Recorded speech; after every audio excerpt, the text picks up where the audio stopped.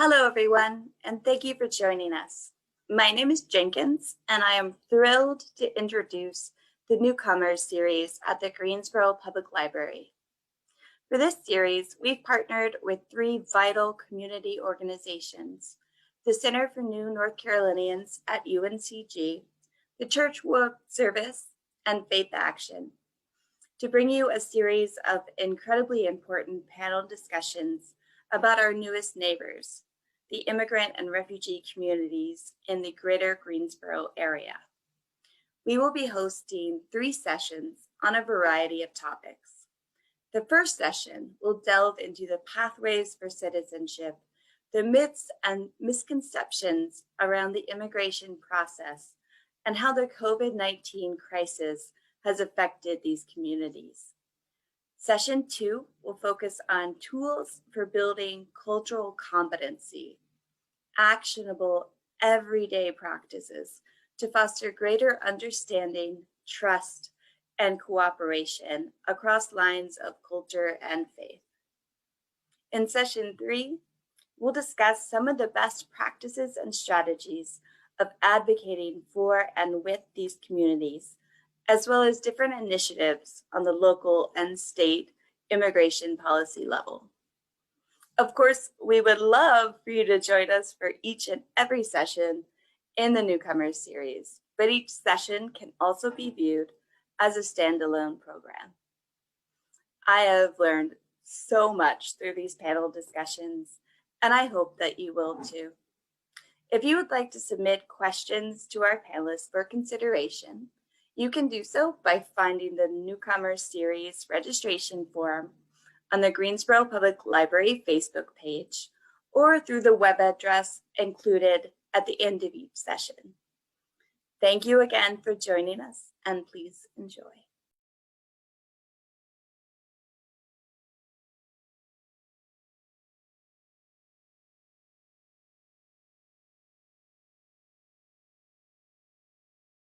I'm Dr. Leah Abdo, and I'm the director of the Center for New North Carolinians at UNCG.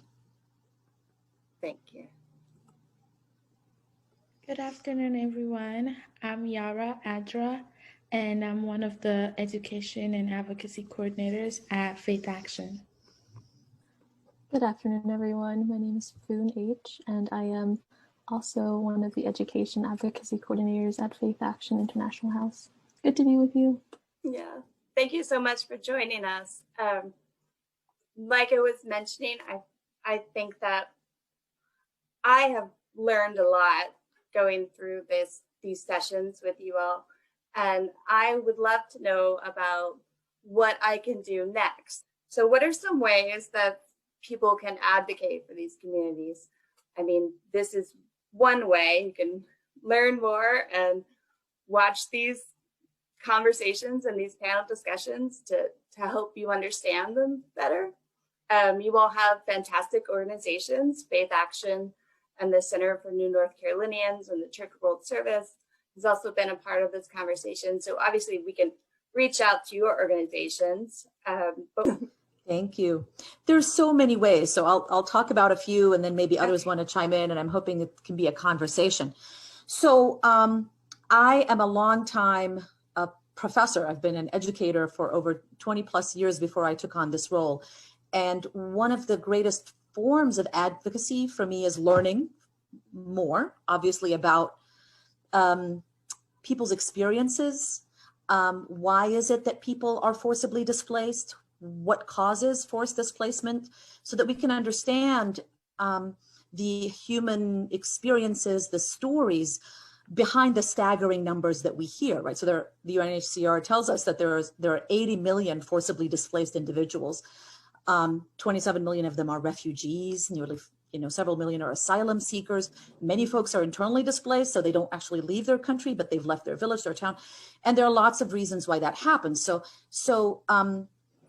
one way to be able to help us to understand why forced displacement happens and to understand our role in forced displacement, right? So what role do we play as a country, as a system that precipitates the forced displacement of individuals? Mm-hmm. And so understanding where we fall in that larger picture might help us understand how we might participate in preventing that, participate in speaking out against practices that cause forced displacement.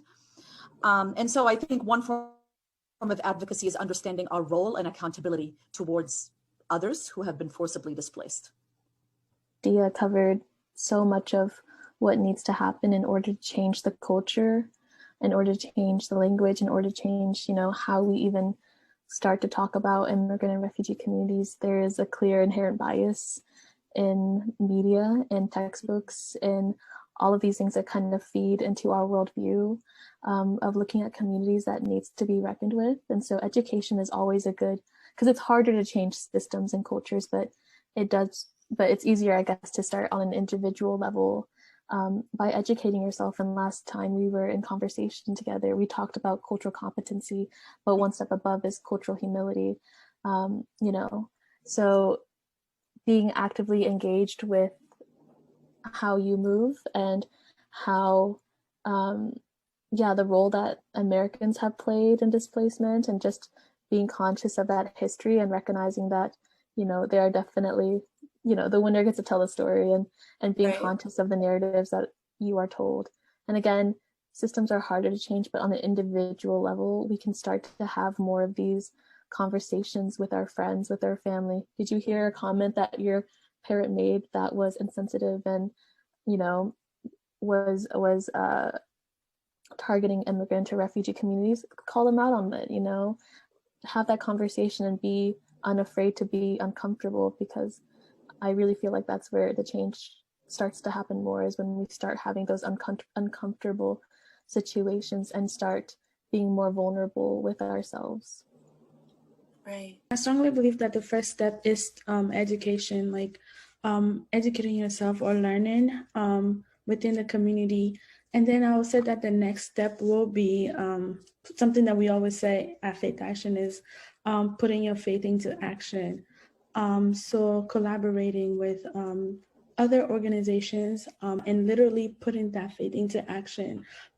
It could be something as easy as, like we say, building a house together, or doing something little together. But yeah, there are many ways, and I'm pretty sure if we want to list them out, we will take over the next 2 hours. Yeah.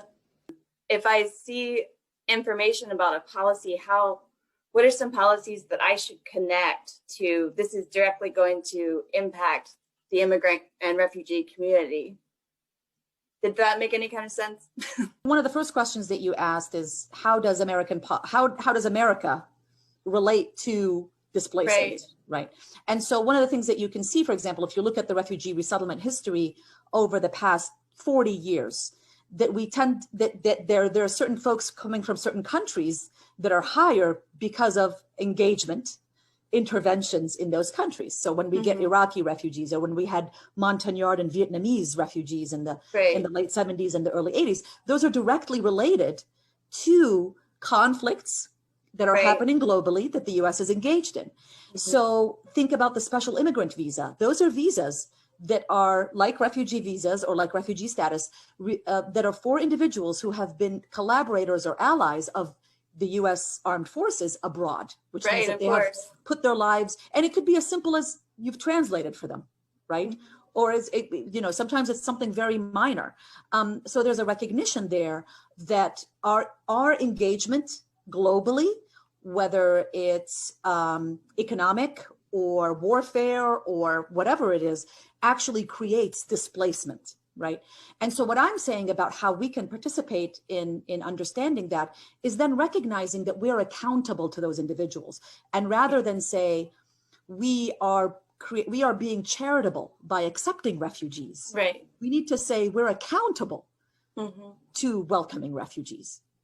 Right? They are refugees. They are international because they can no longer be national because of our national policies and international policies. So I think it's that move that's really important, because the discourse that we've been seeing about immigrants and refugees is highly xenophobic, right? It's we don't have enough room. We don't have enough resources. Why do they even want to come? Why do they want to come here? Everybody wants to come to America. And so recognizing that people have to leave because of policies, because of situations that we participated in. We create in some ways. Yeah. That recognition is incredibly important, because after that recognition comes then our responsibility. Then how are we responsible? How are we accountable? And so advocating for using our resources to support refugees rather than saying it's charity. No, it's not. It's parity.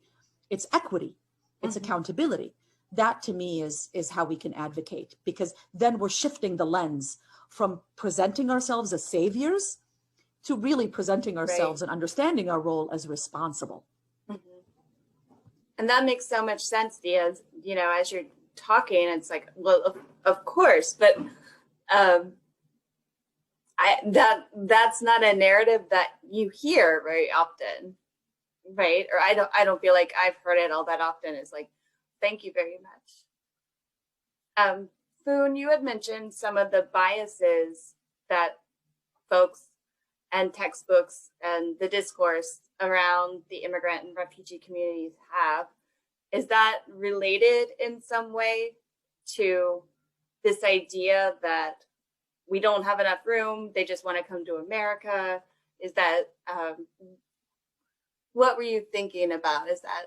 In regards to biases that I see in like media, paper, textbooks, I see it in the way that I was taught about. I think it comes down to just the way that we talk about the other, and the way that America is just automatically inherently assumed white, and everyone else is kind of assumed othered, kind of assumed to not even be part of this American identity. Right. Specifically thinking about the way Black folks are talked about, the way that, you know, formerly enslaved folks are pictured into history books, textbooks, and how we don't really trace that, you know, the slave trade into modern kind of things that are happening today with systemic racism. That isn't really well traced out into textbooks, in my opinion, and my experience in high school when I was in the US history classes. And I feel like we really need to think about why that is. And I think it's because, you know, it's to uphold the norm, to uphold kind of just the standard narrative, because it keeps certain people in power, it keeps a certain idea in power, it keeps white supremacy in power. And I think that it is you can see it kind of expand beyond just school. You can see this in all sectors that we exist in. The systemic racism isn't just limited to education. We see it in healthcare, we see it in policing, we see it in housing, we see it in all sectors. And so it's important to notice the intersections of how all of these work together. And I just wanted to also point out what Dia was saying about US intervention and the way that's portrayed, in particular with my community, the Montclair folks, who are often portrayed just in the limelight of like the Vietnam War, and how we are kind of only seen as like fighters, guerrilla warfare fighters, when we had a deep history before the Americans came. And that really isn't acknowledged, and it really also isn't the light of like our cultures and our tradition and the rich history that we held, and all of our practices aren't necessarily spotlighted. Instead, it's like more so from the lens of like what part we played in the Vietnam War and how we the US Special Forces. So also, you know, interrogating those narratives and like, why is it only when we can do something for, you know, American troops, or when we play into this military complex, that we become important when we existed before, and we will continue to exist. Yeah, that's so true, Fran. And the way that power structures have been created in America for centuries, right, is kind of only in relation to how other cultures interact with the dominant white culture in America. So important. And one thing that I had been thinking about a lot getting ready for this session is just the intersectionality of these communities, and the intersection there of being both female and of another race, which is sort of doubly othering sometimes. Like in these communities, there are all these intersections meeting at the same time on different levels, and that makes it so complex to talk about. And so I don't have a question. That was a good question. It's just something I've been thinking about, is that really exists writ large, so much happening within these communities specifically that is beneath the headline and is under what we typically hear. Your question, Jenkins, about advocacy, it seems that one of the things that we focused on at the beginning was learn, right? So learn as much as possible, Right. because there are stories beneath, behind, beyond the headlines that say, you know, masses of human beings crossing our southern border. Right. All Latinx men are, you know, fill in the blank derogatory term. Yeah. There are things behind the stories, behind the numbers, that so learn, and then speak up, right? So if you're on a family dinner and somebody says something, you know, about refugees and immigrants, you can say, well, actually, you know, and call people in, right? Calling out and calling in. Those two things can happen. But another way in which we can speak up and speak out, I think that's really valuable, is because part of the narrative that we hear about refugees and immigrants is the myth of scarcity. And I'm sure you've heard about this idea that we don't have enough. We just don't have enough. And if we can if we can push back on that and say, actually, we do. Let me show you where. Let me show you the resources that we do have. And I think that's a really important advocacy piece. I'm also the founder of a program called Every Campus a Refuge. And Every Campus a Refuge is built on the idea that colleges and universities are incredibly resource rich. And so many of our resources are just sitting unused, and that we can use them to support refugees and immigrants and anybody else who needs support. And so really it's about creatively, innovatively using the resources at our disposal. Just because refugees and immigrants are being welcomed into our country does not mean that we're giving up anything, right? It just means that we need to reimagine what our resources can do and what they can be. So I think advocating for an understanding of what we do have in this country in terms of resources and how those best can be utilized for our community. Right.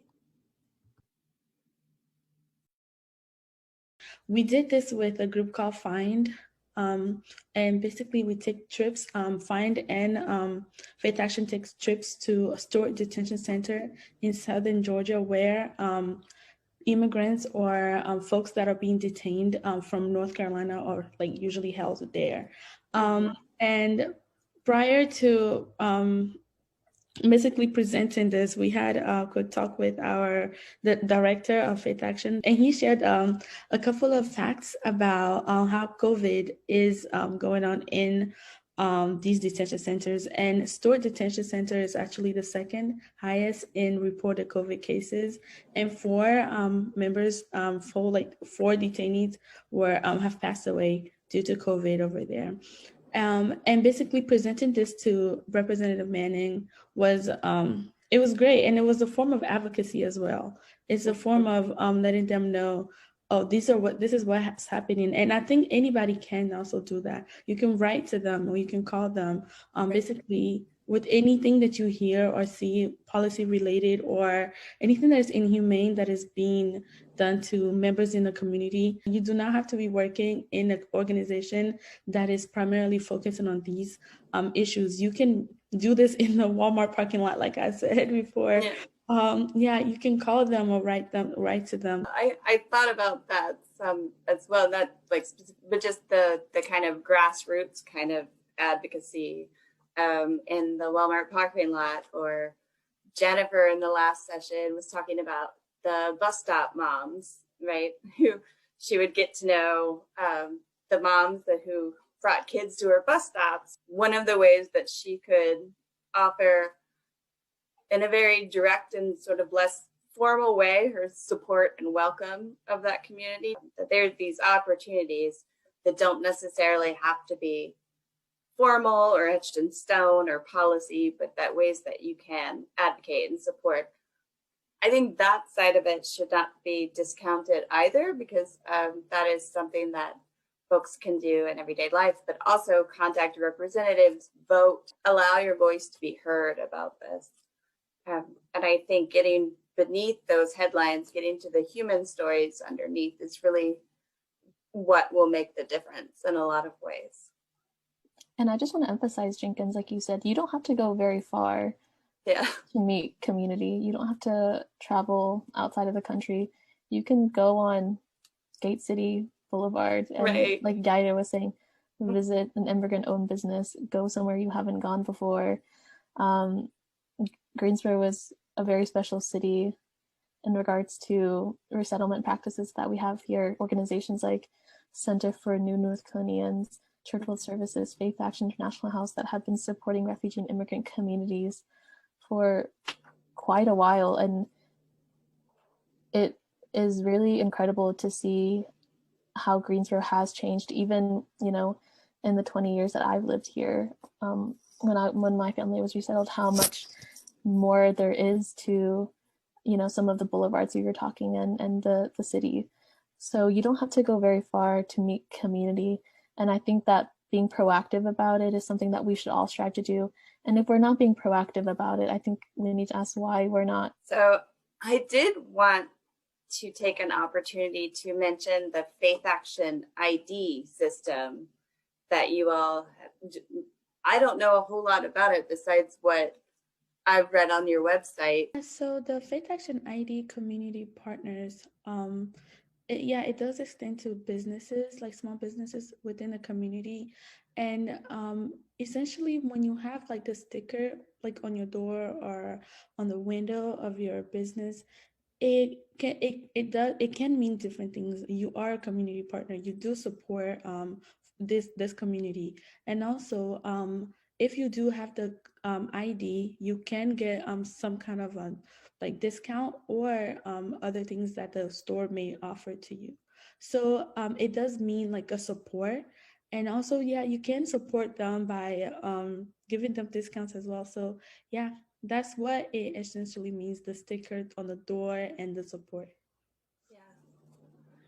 And outside the immigrant and refugee communities, you would know that you are patronizing a business that does help support those communities, which would be an important thing for me to know. I would like to do that side too. Emphasize that the FaithAction ID is not a government issued ID. Right.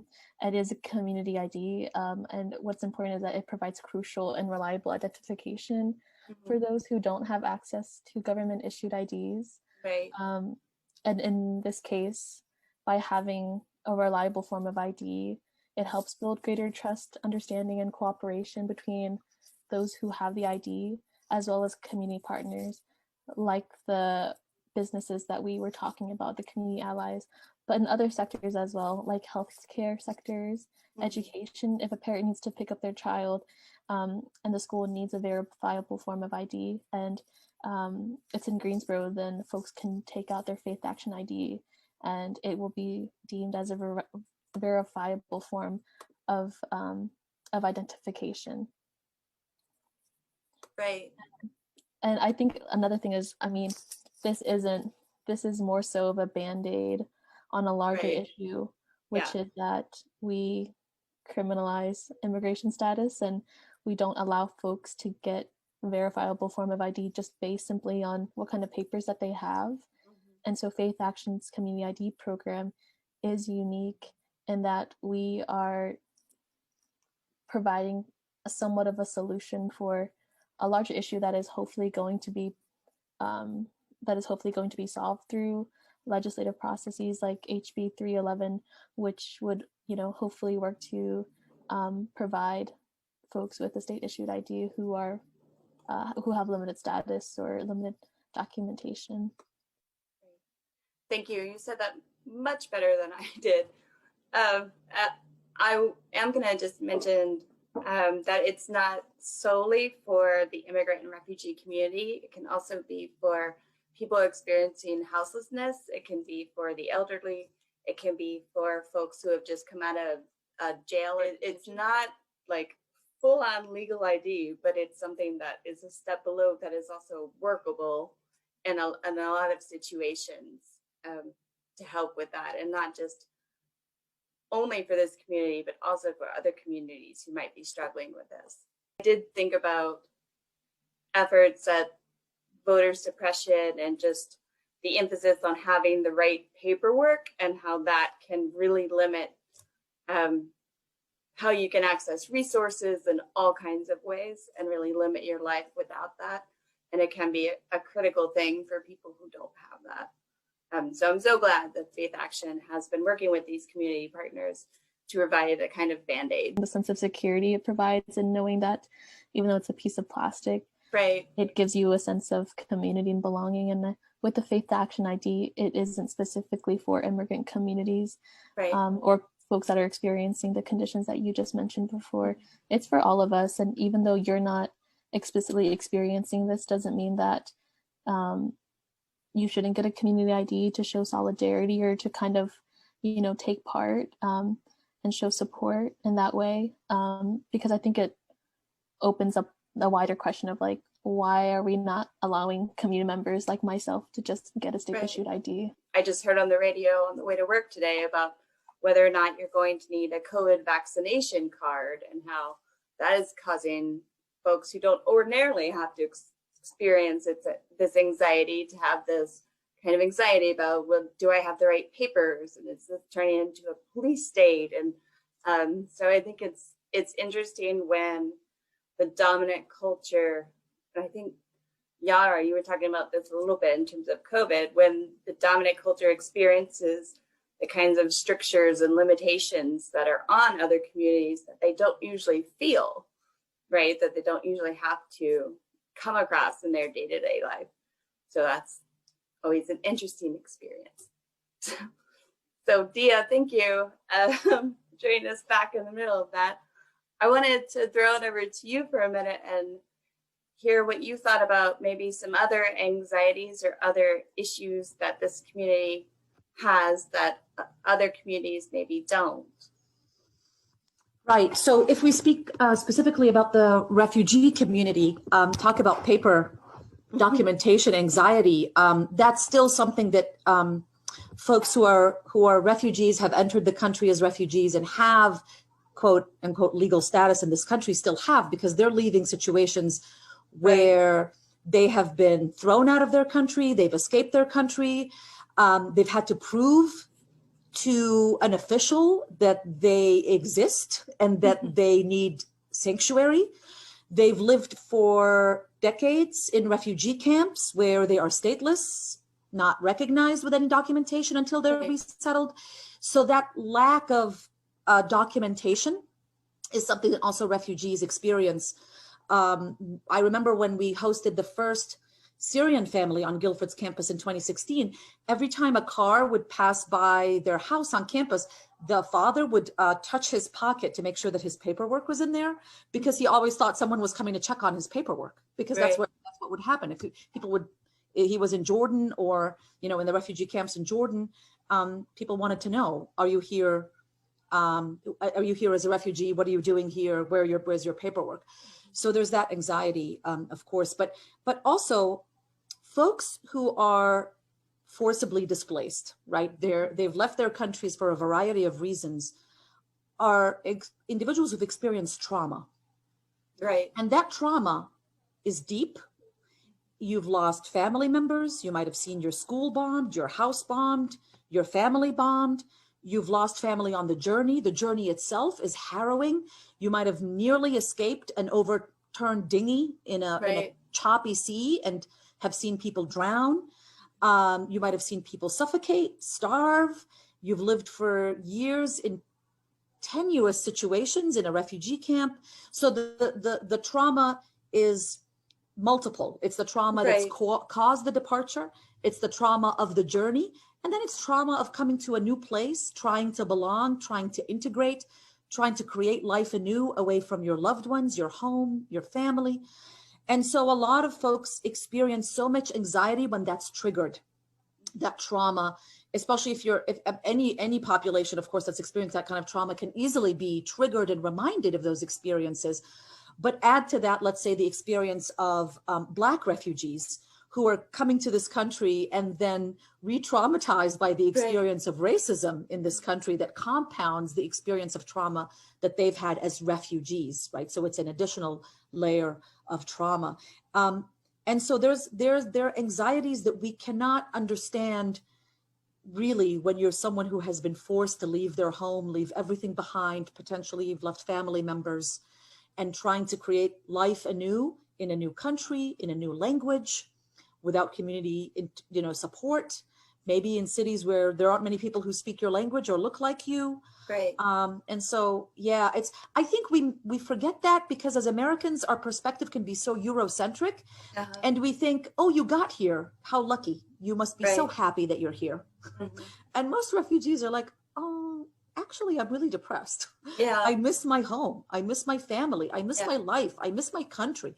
So that sense that we have, that we are the end all be all of anybody who wants to move and live here, takes away from the deep experiences of sadness and loss that most refugees and immigrants have when they come here. Yeah. The New American Economy, I believe, has just started a lit club, like a book club. So I was looking around at that, and also trying to put together a reading list for later on in the summer. And one of the book titles is The Ungrateful Immigrant, or something like that. And this The idea Ungrateful Refugee. There you go. Where, you've been through so much to get here, but now that you're here, you should be nothing but happy. And it's like, well, no, that's not really how human beings work, and I think that idea is so important and so negatively framed so often, especially in the rhetoric and narrative around these communities, is that, if you don't like it, go back. Well, that's not possible. Yeah, I was just trying to find a polite way out of that. No, I want to say, because we've talked so much about trauma and loss, that the twin of that is resilience and agency. Right. So even though we talk about the traumatic experiences, and that they've gone through in the month what you might not have gone through in their entire lives, to also remember that these are the folks who made it through that month, right? Yeah. And so they're stronger than you can ever imagine. They're more resilient than you can imagine. They have agency and are empowered. And so also to uplift and really center the resilience, center the strength, center the agency of folks who have experienced so much and have managed to survive for their own sake and their children's sake. Right. That not to approach it like they need to be educated, but that you need to be educated in what they need. It's basically their role of bystander. This has come up, I have heard about it in connection with the attacks on Asian American people. This has come up again about going from a bystander to an upstander and different things like that. What in your experience is the best thing for folks to do? And how to call out and call in, as Dia said earlier? Yeah, I would say it would depend on the situation, right? So everything's on a spectrum. Yeah. And so you've got the innocuous, maybe someone is glaring at somebody on a bus. Right. You don't think it's going to escalate, but the person certainly feels that there's some antagonism that's being directed at another person, to all the way to armed violence, right? So you can be in a situation, and that's happened before. So it's on a spectrum. One of the things that I hear and see that I really like is, depending on the situation, is to always center the person who's being harassed, right? So try to decenter the person who's doing the harassing or the aggression, if it's minor, and then focus your attention on the person who's being harassed. Like, talk to them, try to distract from that other person. How are you doing? How's it going? Oh, I love your purse, right? Yeah. And so trying to remove the other person from the center of the attention and making the other person feel like they're part of the community, that you're paying attention to them.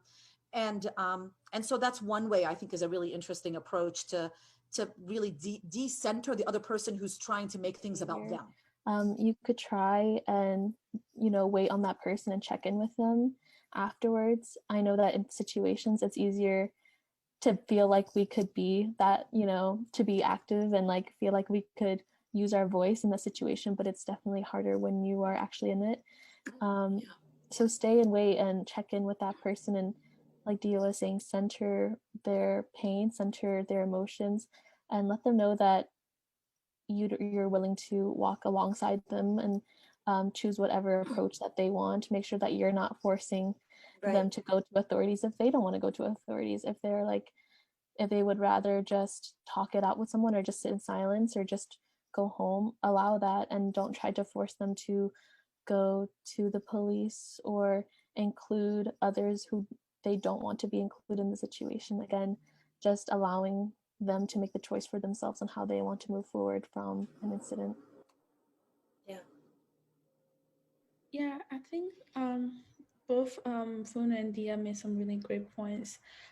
If I am to add anything, is just highlighting what Dia said about what everybody basically said about taking the attention off of the person that is causing the harm, and also not shifting all the attention on yourself as well as the hero or as the savior mentality.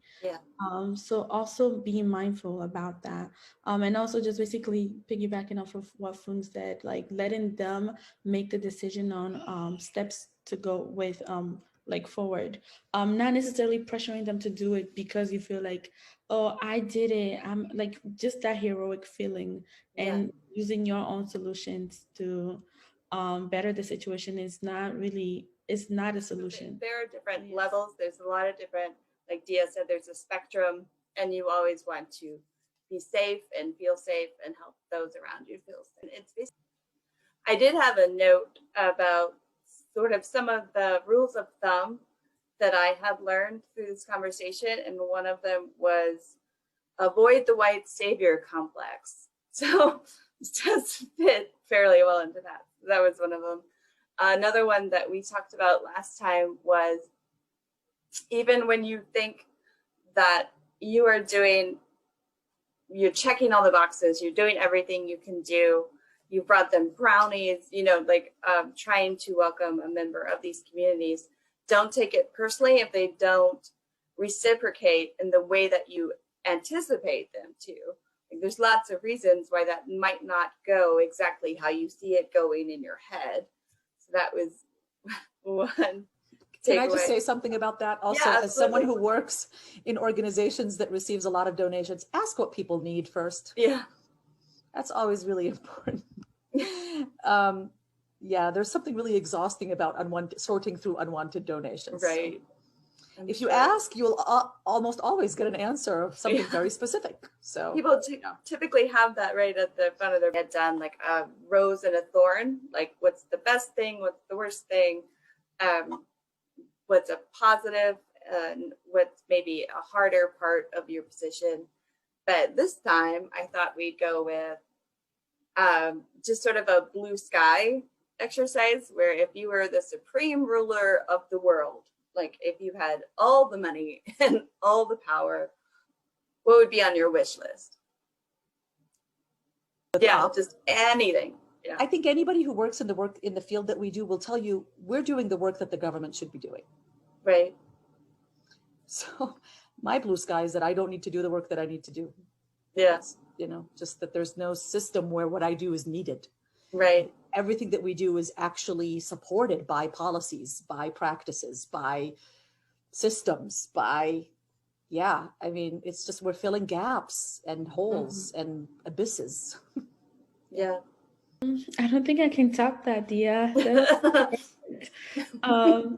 It was so well said. And it reminds me of this class that I had back at UNCW, where we were analyzing different NGOs and INGOs or nonprofit organizations and the work that they do nationally and internationally, and talking about some of these organizations have been basically they have been established for so long because the issue is still at large. Right. There's no solution, and these organizations are lasting for so long when they shouldn't. When a lot of the problems could be fixed so easily by the government. So that just reminded me of that, Dia. So great, it was greatly said.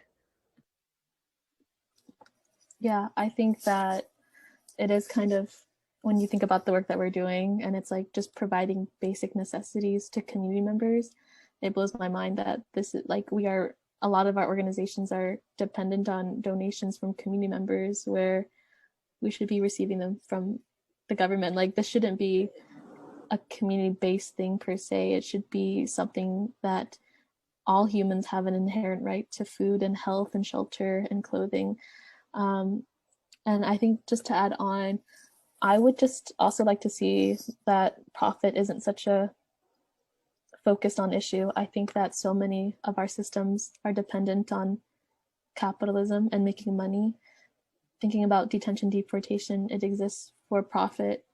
Pain is profited on. And so in a blue world, in a blue sky, I would love for profit to not be centered on and exist in the way that it does in our current reality. Is they were talking about immigration, and this is incredibly counterintuitive to what we typically hear as the narrative or the discourse, but immigration, it's not a partisan issue, and it is presented always, 99.9% of the time, as this deeply partisan issue. But we have talked about the changes between the Trump administration and the Biden administration, and the ultimate crisis is not solved.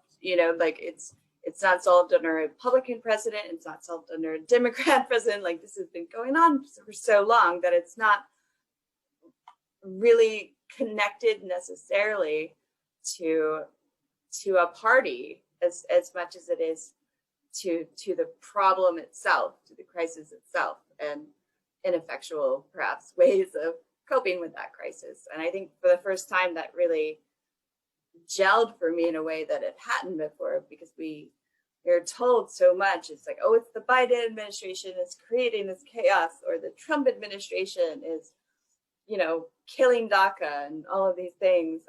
And while it is true, I'm sure on many levels in terms of policy, it's not necessarily like a partisan issue as it's being presented.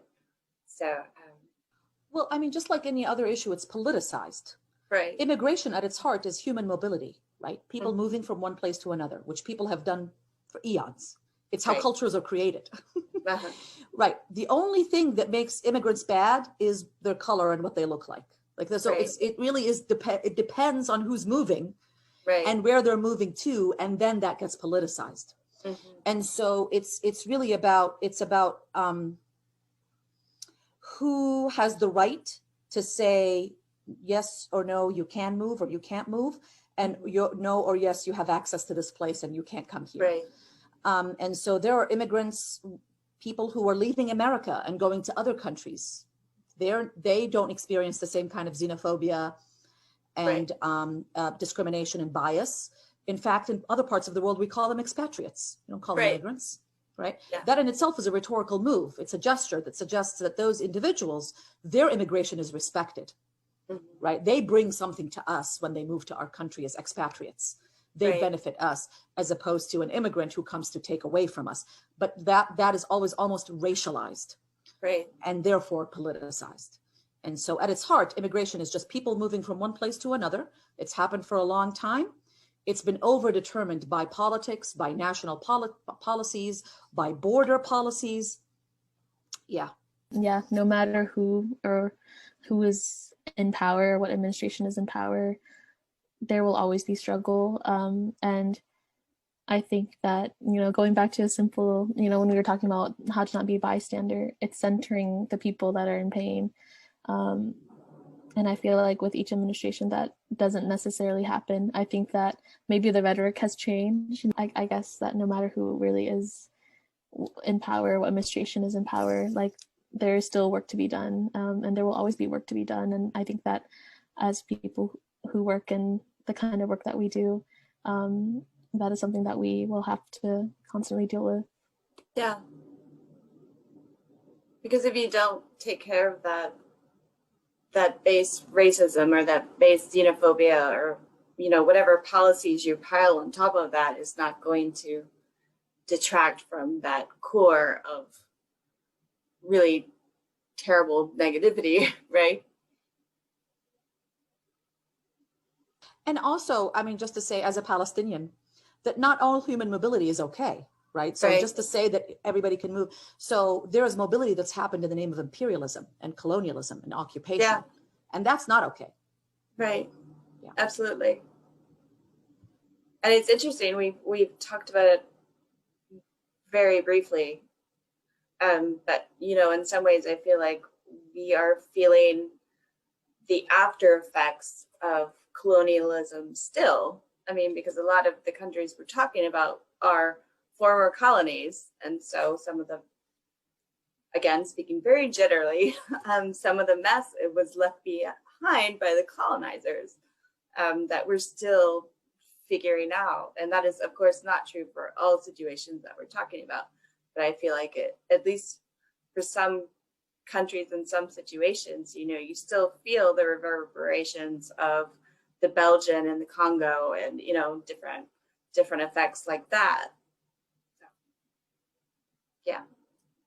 One thing that kind of shows how racial the determination of national identity is, again, or still, you know, is I don't know if any of you watched Bridgerton on Netflix, but the furor over this idea that Queen Charlotte could be a Black woman and how that was just unacceptable on like many levels, although historically it has some truth, and how that just, anyway, if you haven't, then you know, that just blew up everyone's image of what it is to be British, or what it historically is meant to be British, and different things like that, and exposing again that our ideas around identity are very closely tied to race, you know. It speaks to whitewashing, right? Right. That so much of history is whitewashed because it safeguards the so-called integrity of a particular culture, so that later you can say, oh, this is a new element. Right. New, as opposed to saying it's indigenous, which then gives it more credence, right? Like, right. Yeah. And it just permeates so many aspects of our lives that we don't think about it. And in conversations around immigration, they have to also include some sense of national identity in a lot of different contexts, both for the immigrant community and, you know, we have to look at these power structures that have created our own sense of identity in American, or as Americans. And just to add a point is that, just referring back to Bridgerton and Queen, the conversation about Black representation cannot be had without necessarily addressing colorism in society as well. And it goes on like across many different cultures, not just like the Black race, but it's the fact that like it's a conversation that has been had on Black Twitter, and it's continuing to be had because of the necessarily the Black folks that were represented in Bridgerton were not necessarily, they didn't look necessarily like me. They were more like biracial Black. Folks. So just a little like venting on the side about representation, Black culture, and the conversation that is being had about Queen Charlotte, could she have been Black? She probably had like 25%, like she was probably like 25% Black historically. So yeah. No, I think that's really important. Yeah, I think it does, colorism being sort of privileging lighter skinned individuals. I was watching a different Netflix show that was also historically based, and they made a point of having non-white characters, but they were very clearly biracial characters and light-skinned characters, and how there's there's layers on top of layers on top of layers in terms of representation and meaning and identity and all the big questions of the world. So it does affect us in so many ways still, that I think conversations like this continue to be relevant. Well, thank you so much for your time, as always. I always love talking to all of you, and I think about these conversations for the rest of my week and as I go along with everything. And I really appreciate all of your expertise. And thank you so much for being a part of it. Thanks for having us. Thank you, Jenkins. Thank you. Bye.